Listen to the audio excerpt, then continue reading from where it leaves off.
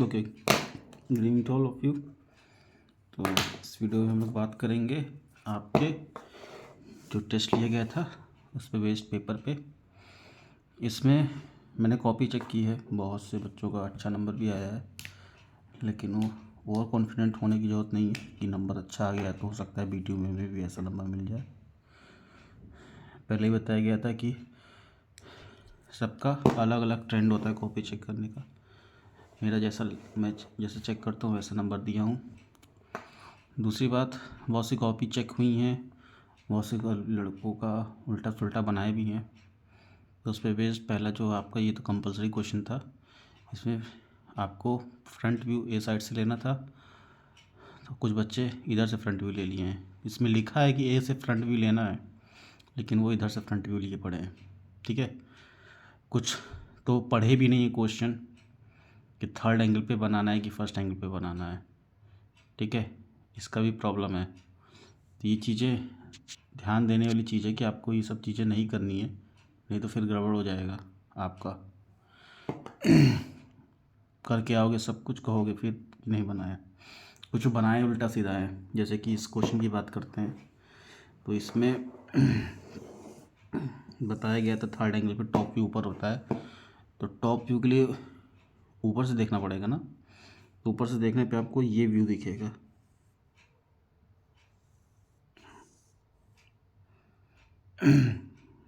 एक, दो, तीन, चार और एक बीच में मिलेगा, ये दिखेगा। कुछ बच्चे बीच वाला बनाए नहीं है। अरे वी सेक्शन का ये पॉइंट भी तो दिखेगा, वी से कुछ हिडन बनाए हुए हैं, पता नहीं क्या समझ में आ रहा है क्या बनाया। कुछ ने इसके नीचे स्लॉट गया है, कुछ ने हिडन लाइन बनाए नहीं है, इसके नीचे स्लॉट भी तो जाएगा एक, इस हिडन का, ये जो पीछे नीचे स्लॉट गया हुआ है।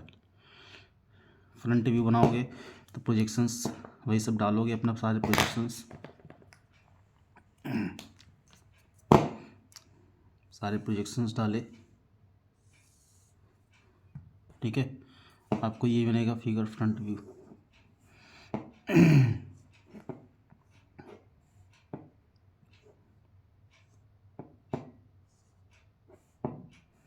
अब इसका प्रोजेक्शन इसी के साथ रहेगा।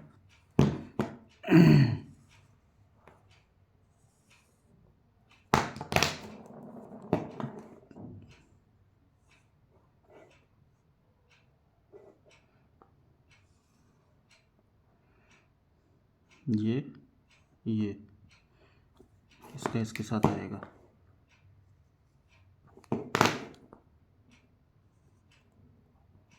फिर ये इस प्रकार से आएगा।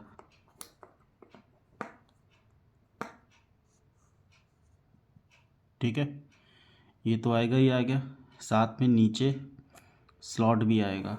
अब स्लॉट कितने पे है, अगर ये 20 पे दिया हुआ है तो स्लॉट तुम्हारा 10 पे है। 10 पे तुमको एक स्लॉट का हिडन लाइन दिखाना पड़ेगा। अब बनाए होगे, आपको पता होगा क्या बनाए हो। ठीक है, इस प्रकार से कुछ आएगा। ये इसका है और ये इसका है। उसके बाद आपका साइड व्यू बनेगा। साइड व्यू के लिए फिर प्रोजेक्शन लाइन डालनी पड़ेंगी सारी।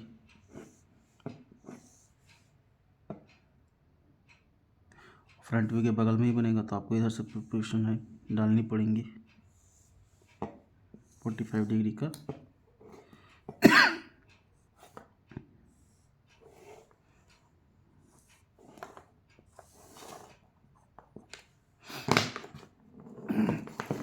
अब साइड व्यू आपको इधर से देखना था, बी पॉइंट से। तो बी पॉइंट से जब आप देखोगे तो ये तो पूरा दिखेगा ही दिखेगा, ये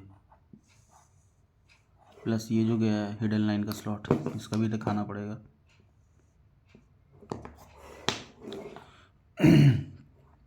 इधर से 10, फिर 10, फिर ये बनाया है, कितने का है, सॉरी ये 15 है, 15 और 30, ये 15 गया है, दिस वन इज़ 15, फिर 10 ऊपर गया है, फिर 30 का स्लॉट मारा है, फिर 10 नीचे डाउन, फिर 15, ये बना।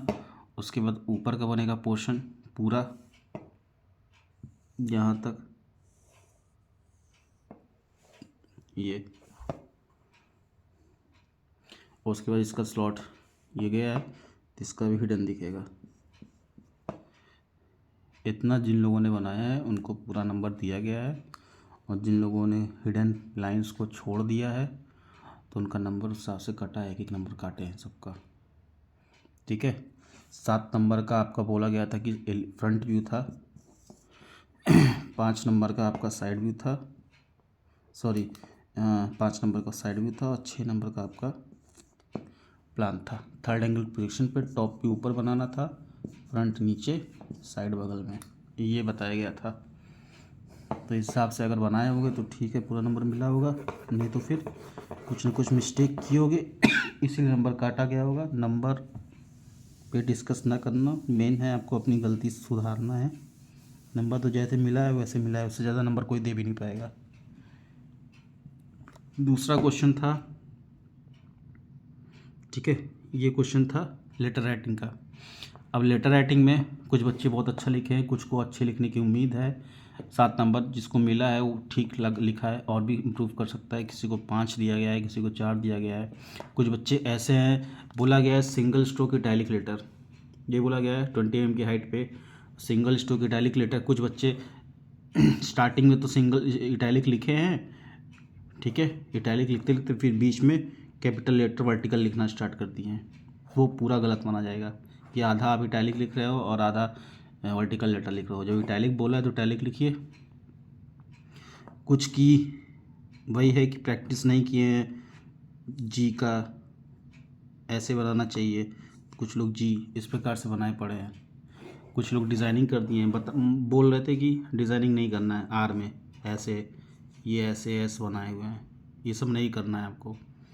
कुछ तो महान भाव हैं वो स्टार्ट में ऐसे बना रहे हैं, पता नहीं क्यों, उनको शायद पता नहीं है इटैलिक और सिंगल स्ट्रोक डबल स्ट्रोक का मतलब। ठीक है, तो ये सारी गलतियाँ की गई हैं। जिनको 7 नंबर दिया गया है तो कॉन्फिडेंट, ओवर कॉन्फिडेंट ना रहेंगे कि आपको मिला है, आप और भी सुधार कर सकते हैं। साफ़ लिखने की, साफ़ बनाने की प्रैक्टिस कीजिए। और ये फ्री हैंड स्केच है, एक बार में लिखना है। ड्राइंग लिखने को बोला गया है तो सिंपली आपको ड्राइंग या तो वर्टिकल में बोला है वर्टिकल में लिखिए, और अगर इटैलिक बोला है तो इटैलिक को झुका के स्टार्ट कीजिए लिखना, 75 डिग्री से झुका के। ये सब बताए गए हैं, उसके बाद भी आप लोग गलती कर रहे हो तो ये सब नंबर बोनस नंबर है। ठीक है, उसके बाद ये इसके बारे में बात की गई थी 90 डिग्री एल्बोज। एल्बो देखे हो गया तुम लोग, पाइप वाइप नहीं देखे हो क्या अपना? 90 डिग्री का एल्बो ऐसे होता है, ये तो होता है 90 डिग्री एल्बो। बजर का तुम लोग जानते ही हो,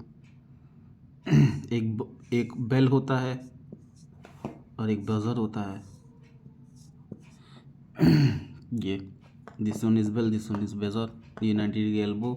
फिर फर्स्ट एंगल प्रोजेक्शन, कुछ बच्चे फर्स्ट एंगल प्रोजेक्शन ऐसे लिख रहे हैं, ऐसे बना रहे हैं प्रोजेक्ट। आपको साइन कन्वेंशन देना है ना, ऐसे बना रहे हैं। ये वीपी, ये एचपी, ये कौन सा फर्स्ट एंगल को साइन कन्वेंशन है? फर्स्ट एंगल का साइन कन्वेंशन बताया गया है आपको, और थर्ड एंगल पे ऐसे बना रहे हैं, एचपी वीपी। ठीक है, ये तो पता है आपको, ये तो पता है, अच्छी बात है, लेकिन ये गलत है, इसको इस तरह नहीं इम्प्लीमेंट करेंगे। फर्स्ट एंगल का थर्ड एंगल में डिफरेंस होता है, टेपर्ड होता है, समझ में आ रहा है? अगर आप इस प्रकार से नहीं बनाओगे तो फिर आपका नंबर कटना ही कटना है।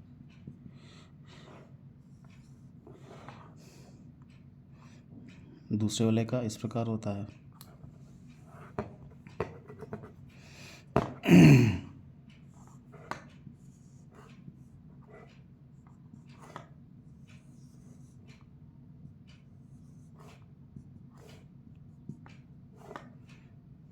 ये होता है फर्स्ट एंगल थर्ड एंगल का प्रोजेक्शन। कॉपर एक मेटल है, मेटल को कैसे दिखाया गया था इसके बारे में आपको बताया गया है। इस प्रकार से।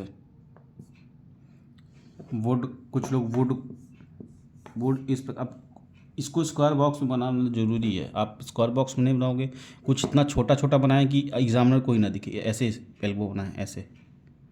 ये कौन सा एल्बो है? एग्जामिनर कोई ना दिखे। अरे बनाओ तो बड़ा बनाओ, इतना बड़ा चार्ट पेपर में सब बड़ा बड़ा बनाओ। वुड का जो स्पेसिफिकेशन है इस प्रकार रहता है। कुछ बच्चे वुड को ब्रिक बना दिए हैं, ये इस प्रकार। ये तो ब्रिक का है, ये गलत है। वुड का तो इस प्रकार रहता है, रेसा। कंक्रीट और वुड में अंतर है, नहीं समझ में आया है? कंक्रीट क्या होता है? ये सब कंक्रीट है, इसको ऐसे दिखाया जाता है।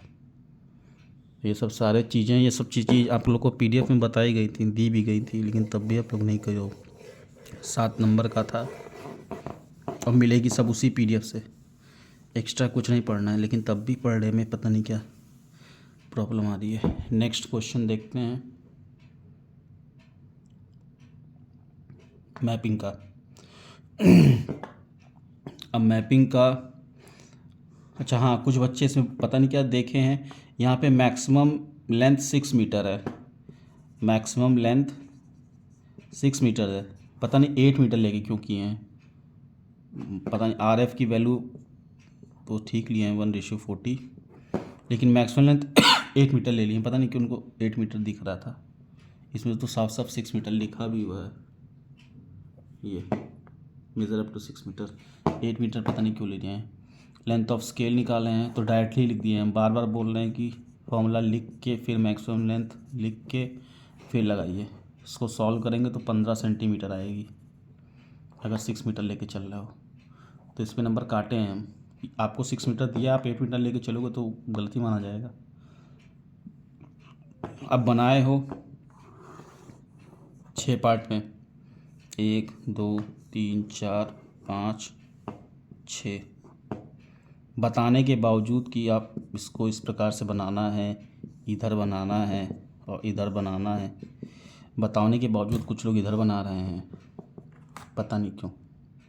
लिखना नीचे है कि मीटर, आरएफ, डेसीमीटर, इधर सेंटीमीटर, ठीक है। लेकिन यहाँ पे डेसीमीटर लिखे पड़े हैं, यहाँ पे पता नहीं क्यों डेसीमीटर लिख रहे हैं। अरे 1 मीटर में क्या 10 डेसीमीटर 10 सेंटीमीटर होता है? 1 मीटर में तो 100 सेंटीमीटर होता है। तो कुछ लोग यहाँ पे सेंटीमीटर लिख दिए, पता ही नहीं कहाँ पे लिखना है। इधर डेसीमीटर लिखे पड़े हैं, यहाँ पे डेसीमीटर होगा, यहाँ पे सेंटीमीटर होगा, यहाँ पे मीटर होगा। कुछ मीटर यहाँ पे लिख रहे हैं, ये गलत है। यहाँ पे नहीं लिख बनाना है आपको। अपने मन का करके आओगे तो फिर तुम जानो, ठीक है। कुछ बच्चे हैं, इनको नंबर हम दिए हैं। कुछ बच्चे हैं इस प्रकार से ले लिए हैं, 3 पार्ट ही किए हैं, 3 का 0 3 6। तो इस क्वेश्चन के पॉइंट ऑफ व्यू से तो ठीक है, 6 मीटर है, इस पे नंबर दिया गया है। लेकिन जब 3 पार्ट किए हो, ये एक 3 मीटर का है, तो यहाँ पे 3 डिवीज़न करोगे ना, 10 डिवीज़न का है, खड़े बैठे हो। इस पे काटा गया है नंबर। तो जो बताया जा रहा है उसी को फॉलो करो। अब ये एग्ज़ाम टाइम है, इसमें आप अपना दिमाग लगाओगे तो फिर पढ़ाना सब बेकार हो जाएगा। नेक्स्ट क्वेश्चन था डिफरेंट टाइप्स ऑफ लाइन। अब डिफरेंट टाइप्स ऑफ लाइन में आपको बताया गया था कि एक थिक लाइन होती है जो कि आउटलाइन बनाते हैं, डार्क लाइन। एक थिन लाइन होती है जिसको हम लोग प्रोजेक्शन लाइन भी कहते हैं, उसी को डायमेंशन लाइन भी कहते हैं, सब उसी को कहते हैं। अब पता नहीं बच्चे डायमेंशन लाइन अलग क्यों बना दिए हैं। अरे इसी को प्रोजेक्शन लाइन भी कहते हैं, इसी को डायमेंशन लाइन भी कहते हैं, इसी को सब कहते हैं, ठीक है। उसके बाद फिर हिडन लाइन। अच्छा, एक तो स्पेलिंग पे ध्यान दो, हिडन को हेडन लिखें, HEDD। नहीं इंग्लिश आता है तो मत लिखो, लेकिन उल्टा सीधा इंग्लिश मत लिखो। हिडन मतलब होता है। और अच्छा, इसके साथ आपको एप्लीकेशन लिखनी थी कि कहाँ पे कहाँ यूज़ होता है। तो कुछ बच्चे एप्लीकेशन नहीं लिखे हैं, बस फिगर बना दिए, तो उसका नंबर कटा है। 7 नंबर में 4 नंबर 3 नंबर मिला हुआ है, ठीक है। ये हिडन लाइन है। तो हिडन की स्पेलिंग HIDDEN होती है, हिडन लाइन। इसको इस प्रकार से दिखाते हैं। फिर सेंट्रल एक्सिस लाइन रखे हैं, या एक्सिस लाइन कह लो, जिसको इस प्रकार से दिखाया गया है। 7 नंबर का तो 7 तो लिखना ही पड़ेगा। एक आता है लॉन्ग ब्रेक लाइन, ये सब वीडियोस आप दी गई थी लेकिन तब देखे ही नहीं होंगे। Long break line. फिर आता है short break line,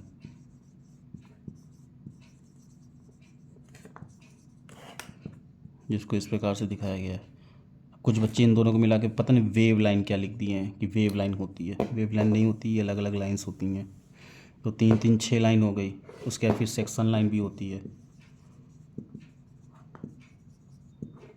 section line बताया गया था कि सेक्शन कट करने के लिए यूज़ होती है। स्टार्टिंग में मोटी होती है, उसके बाद फिर पतली डॉट पतली, फिर वो मोटी हो जाती है अगर बंद करना रहता है तो। इस प्रकार से डिट्टो लाइन भी होती है एक लाइन। इस प्रकार से 10 प्रकार की लाइन होती है। आपकी किताब में है सब कुछ अवेलेबल, और वीडियो में भी अवेलेबल है। देखना चाहो तो देख सकते हो, आएगा ज़रूर। ठीक है, तो इतना करना था। दूसरा था, क्या था, रेगुलर हेक्सागन बनाने का तरीका। कुछ बच्चे डायरेक्ट रेगुलर हेक्सागन बना दिए हैं, बिना नापे सापे, मतलब बिना कोई कंस्ट्रक्शन किए बना दिए हैं। न यहाँ पे एंगल दिए हैं, न यहाँ पे कुछ दिए हैं, कोई कंस्ट्रक्शन भी नहीं किए हैं। और कंस्ट्रक्शन किए हैं तो मिटा दिए हैं, पता नहीं क्यों। मिटाने को पता नहीं क्यों बोला गया था। मिटा दोगे आप, सीधे रेगुलर हेक्सागन बना दोगे तो एग्जामिनर को लगेगा कि बेवकूफ़ बना रहा है, फिर वो नंबर काटेगा। आप कंस्ट्रक्शन कर रहे हो तो कंस्ट्रक्शन हल्के से करो और इसको डार्क कर दो, जो भी कंस्ट्रक्शन कर रहे हो। नहीं करोगे, फिर अब कंस्ट्रक्शन कर रहे हो तो उसको कंस्ट्रक्शन दिखाओ ना कि हम हल्का हम डार्क किए हैं कंस्ट्रक्शन, ये देखिए ये है। फिर अलग अलग पे कट किए हो, ऐसे करके बनाए होगे। जैसे कंस्ट्रक्शन दिखाओ, इसको डार्क कर दो बस, और करना क्या है। दिखना चाहिए कि हम कंस्ट्रक्शन किए हैं, दिखाओ उसको कंस्ट्रक्शन किए हो। नहीं तो डायरेक्ट बना दोगे तो डायरेक्ट तो छोटा बच्चा भी बना देगा, उसको पता। अगर बता दो कि 120 डिग्री का एंगल होता है, ये होता है, तो बना ही देगा, इसमें नंबर नहीं मिलेगा। कंस्ट्रक्शन किए हो, मिटाना कुछ नहीं है। नेक्स्ट था आपका कोन बनाना। वीडियो बनाए थे तब भी नहीं बना पाएगी। एक कोन बनाने, कोन जो बच्चे बना रहे हैं वो ये वाला कोन बना रहे हैं। इसमें बोला है कि हॉरिजॉन्टल है, एक्सिस हॉरिजॉन्टल है। हॉरिजॉन्टल एक्सिस मतलब ये जो आप बनाए हो ये वर्टिकल एक्सिस बनाए हो। हॉरिजॉन्टल वाला मतलब ये वाला कोन बनाना था आपको।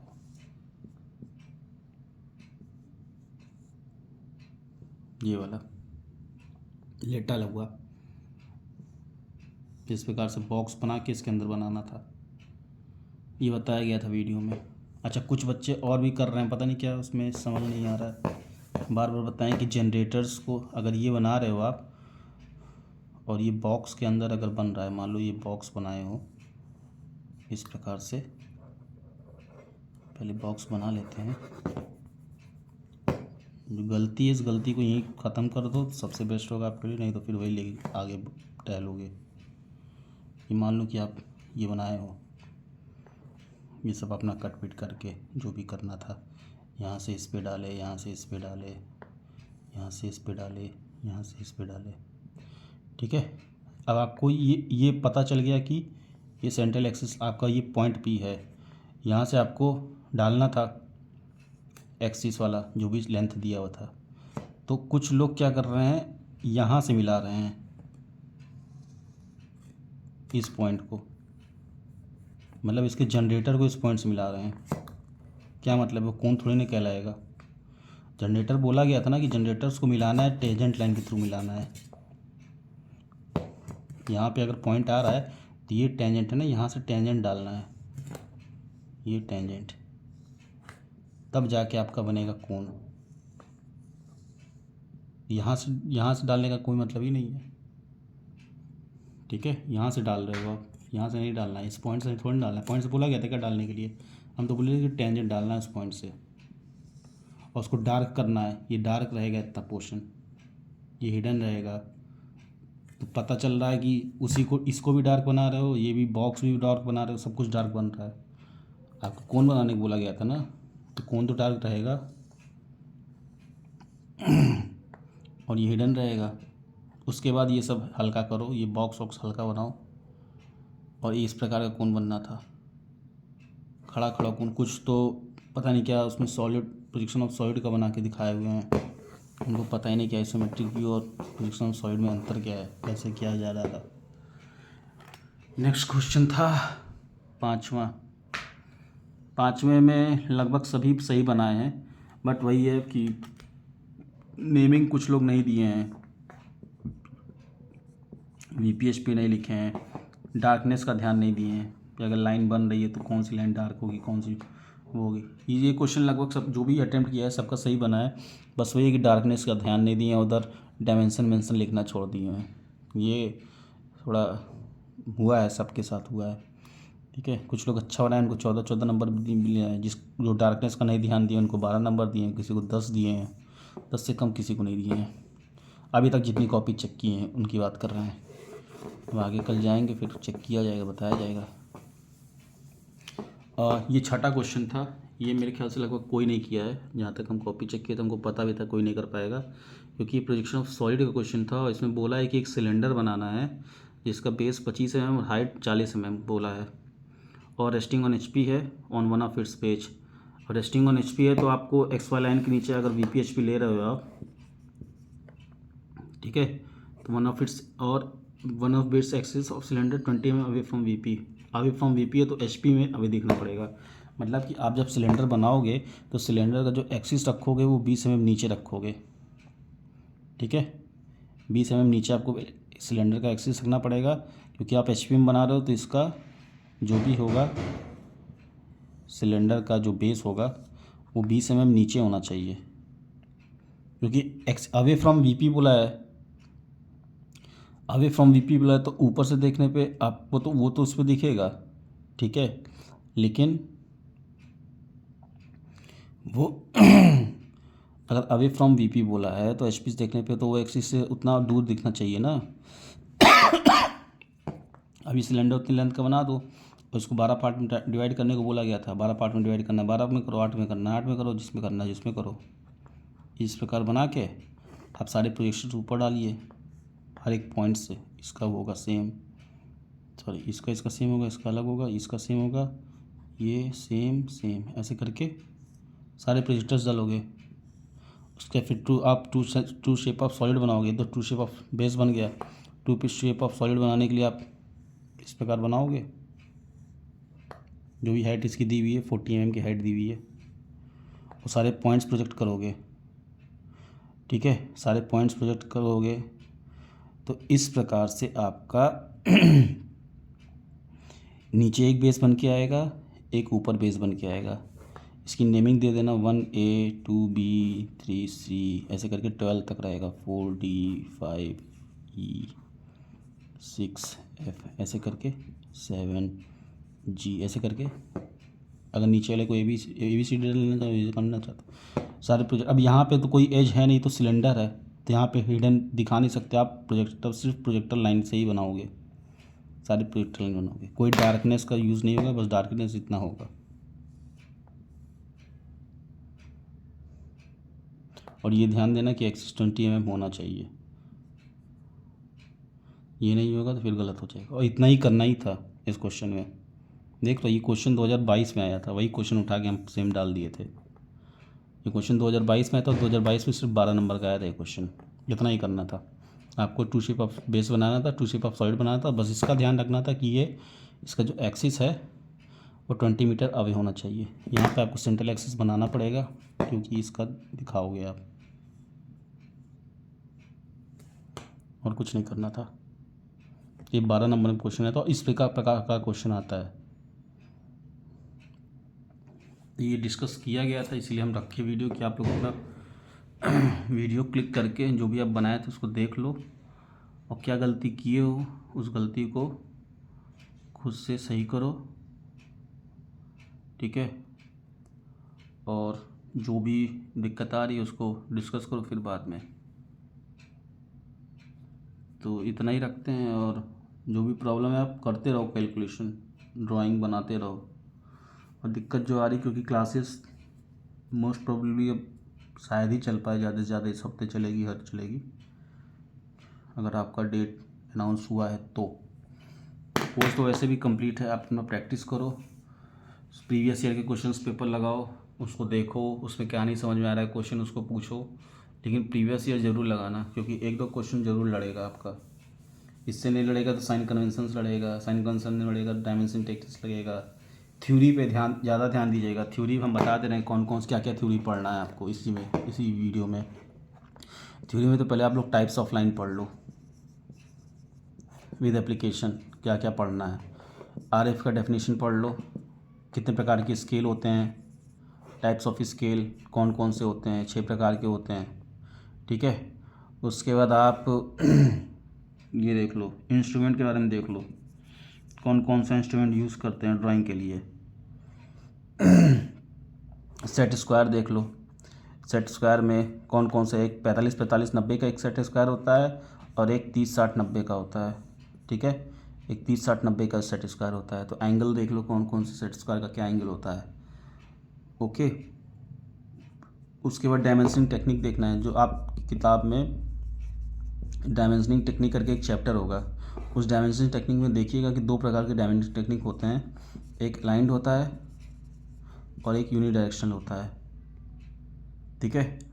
कैसे डायमेंशनिंग की जाती है, किसी को प्रोग्रेसिव बोलते हैं, किसी को पैरेलल बोलते हैं, किसी को जिगजैग बोलते हैं, किसी को कंटिन्यूस डायमेंशनिंग बोलते हैं, वो देख लो। डायमेंशनिंग टेक्निक में बताया गया था, और भी सारे जो कि एंगल कैसे दिखाते हैं, सर्किल में डाया कैसे दिखाएंगे, ऐसे भी दिखा सकते हैं डाया, ऐसे भी दिखा सकते हैं,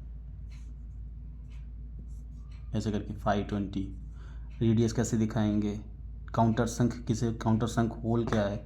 तो जितना थ्योरी वाला पोर्शन है वो सब आपको दे दिया गया है, ठीक है। साइन कन्वेंशन तो आपको इसमें देखना है, डायमेंशनिंग टेक्निक भी उसी में इंक्लूडेड है। आर्क को कैसे कट करके दिखाएंगे, आर्क को ऐसे दिखाएंगे, दिस वन इज आर्क, और कितना रेडियस का आर्क लिया गया है, कहाँ से लिया गया है, या R2 ऐसे करके। तो ये सब चीज़ें आपको दी गई हैं। और डायमेंशनिंग टेक्निक्स वाले क्वेश्चन चैप्टर से आप डायमेंशनिंग टेक्निक लगाओ, देखो उसको। थ्योरी जितना आपको दिया गया है क्वेश्चन थ्योरी के, मोस्ट प्रोबेबली उससे सब फंस जाएगा आपका, ठीक है। और भी कुछ है, जैसे एक चीज़ आपका अभी छूटा था, पॉलीहेड्रल। तो पॉलीहेड्रल क्या होता है, सॉलिड ऑफ रिवॉल्यूशन क्या होता है। सॉलिड ऑफ रिवॉल्यूशन तो हम बता सकते हैं यहीं पे। सॉलिड ऑफ रिवॉल्यूशन क्या होता है, जैसे कि आप मान लो कि एक रेक्टेंगल हम बना दिए, ठीक है, और इस रेक्टेंगल को बोल दिए कि इसका ये वाई एक्सिस है, ये इसका एक्सिस है, एक्स एक्सिस है, ठीक है। अब इस रेक्टेंगल को अगर हम लोग वाई एक्सिस के और 360 डिग्री पे रोटेट कराते हैं, पूरा 360 डिग्री पे रोटेट कराएंगे, तो आपको क्या निकल के आएगा। अगर ये रेक्टेंगल है, इसको 360 डिग्री पे रोटेट कराएंगे तो आपको क्या बन के आ जाएगा, एक सिलेंडर बन के आ जाएगा। देखिए यही तो था, इस प्रकार था, इसको रोटेट कराया तो सिलेंडर बन के आया। इसे बोलते हैं रिवॉल्यूशन। थ्रू रिवॉल्यूशन एक सॉलिड का जनरेशन हुआ है, तो इसको बोलते हैं सॉलिड ऑफ रिवॉल्यूशन। और इस एक्सिस को बोलते हैं, जिस एक्सिस के बाद रोटेशन कराते हैं उसे बोलते हैं एक्सिस ऑफ रिवॉल्यूशन। तो इसको अपने शब्दों में बना के लिख लेना, नहीं तो गूगल का सहारा लीजिए, वहाँ से मिल जाएगा आपको, किताब में भी मिल जाएगी solid of revolution perfect definition क्या होता है, लेकिन है होता यही है। सेम इसी प्रकार से अगर ट्रायंगल की बात करते हैं, राइट एंगल ट्रायंगल है और ये वाई एक्सिस है, तो इसको अगर 360 डिग्री पे घुमाएं तो आपको एक कोन जनरेट हो जाएगा, देख लीजिए यही है। जिस एक्सिस के बहुत रोटेट की उसे एक्सिस ऑफ रिवॉल्यूशन कहेंगे, और जो सॉलिड जनरेट हुआ है with the help of this right angle triangle, इसे बोलते हैं सॉलिड ऑफ रिवॉल्यूशन। या उसे जो जनरेट सॉलिड होता है उसे हम सॉलिड ऑफ रिवॉल्यूशन बोलते हैं। जैसे यहाँ कोन जनरेट हो रहा है, यहाँ पे सिलेंडर जनरेट हो रहा है। तो ये तो हो गया सॉलिड ऑफ रिवॉल्यूशन के बारे में। पॉलीहेड्रल के बारे में आपको बताएंगे कि बहुत सारे पॉलीहेड्रल्स होते हैं, जैसे पॉलीगन होते हैं। पॉलीगन के अंदर हेक्सागन आता है आपका, इसी के अंदर हेप्टागन आता है, इसी के अंदर ऑक्टागन आता है, इसी के अंदर पेंटागन आता है, इसी के अंदर ट्रायंगल आता है, ठीक है। ये सब पॉलीगन के अंदर आते हैं। पॉली मतलब बहुत सारे, ऐसे ही पॉलीहेड्रल्स होते हैं। पॉलीहेड्रल का एक एग्जांपल अगर आप देखना हो तो टेट्राहेड्रल होता है। टेट्राहेड्रल क्या है, एक पिरामिडी शेप का स्ट्रक्चर है, ठीक है, लेकिन उसमें होता क्या है कि उसके सारे जो बेस होते हैं वो पूरे वही होते हैं, ट्रायंगल होते हैं। आप किसी भी तरफ से पलटोगे तो वो ट्रायंगल ही बन के आएगा, इस प्रकार होते हैं। ठीक है।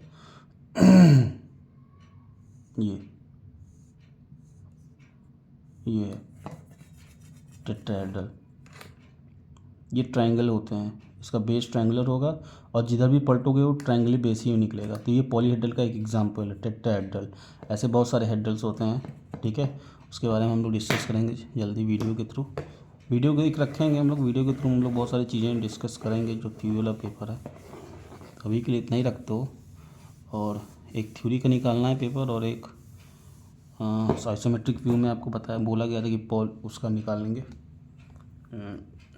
पिरामिड और प्रिज्म का कैसे बनाया जाता है।